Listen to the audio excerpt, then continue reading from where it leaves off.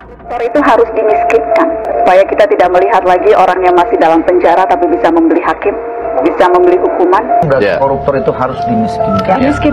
Sandra Dewi resmi dilaporkan hari ini. Andre Taulani dan Najwa Shihab kompak auto sindir keras Harvey Moise. Kejagung resmi bekukan rekening Harvey dan Sandra. Kontras, beginilah derita masyarakat sekitar tambang yang mendulang rupiah dari bekas limbah PT Timah meski memiliki resiko tinggi. Kita keadaan susah, ekonomi kan payah sekarang. Orang laki kadang begawe, kadang enggak. Koruptor itu harus dimiskinkan, supaya kita tidak melihat lagi orang yang masih dalam penjara tapi bisa membeli hakim, bisa membeli hukuman. Koruptor itu harus dimiskinkan.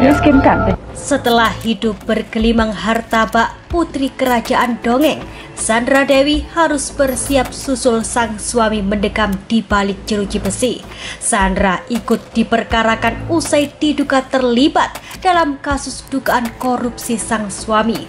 Hari ini ibu dua anak tersebut resmi dilaporkan oleh Pendekar Hukum Pemberantasan Korupsi atau PHPK. Kami akan mengadukan terkait adanya dugaan keterlibatan salah satu artis yang bernama Sandra Dewi dalam kasus tindak pidana korupsi yang diduga dilakukan oleh suaminya yaitu Harvey Moise. Jangan korupsi satu kota, kita akan mencari mereka dari mulai sejak zaman Nabi Adam sampai Adam Smith. Diketahui total kerugian yang disebabkan oleh Harvey tak main-main lantaran mencapai angka yang fantastis, yakni 271 triliun.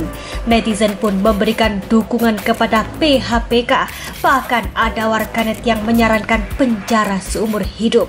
Menilik kondisi bekas tambang tersebut tampak begitu memprihatinkan.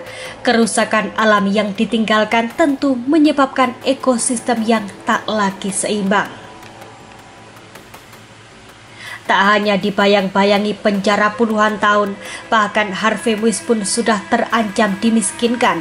Bukan hanya isapan jempol belaka, kemarin Kejagung sudah melakukan penggeledahan dan penyitaan harta-harta mewah sang artis. Hasilnya sungguh mencengangkan. Di balik rumah megah dan mewah Sandra ditemukan sejumlah uang, sejumlah fantastis, yakni ditemukan uang sebesar 76 miliar dan logam mulia. Alhasil penyidik pun langsung menyita barang bukti tersebut.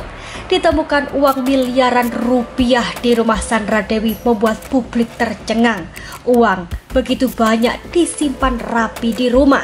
Tak hanya warganet, banyaknya korupsi yang terjadi membuat sejumlah selebritis ikut geram dan tak terima. Bak setuju dengan Kejagung auto kompak sindir keras Sandra Dewi. Dalam sebuah tayangan, Najwa Shihab bersama Andre Taulani singgung soal para koruptor.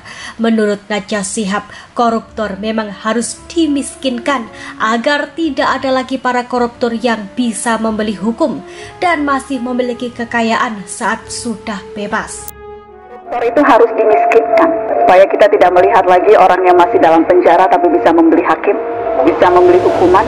Koruptor itu harus dimiskinkan.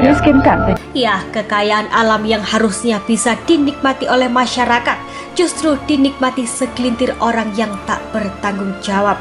Inilah derita warga sekitar tambang yang mendulang rezeki dari limbah timah yang sudah dibuang.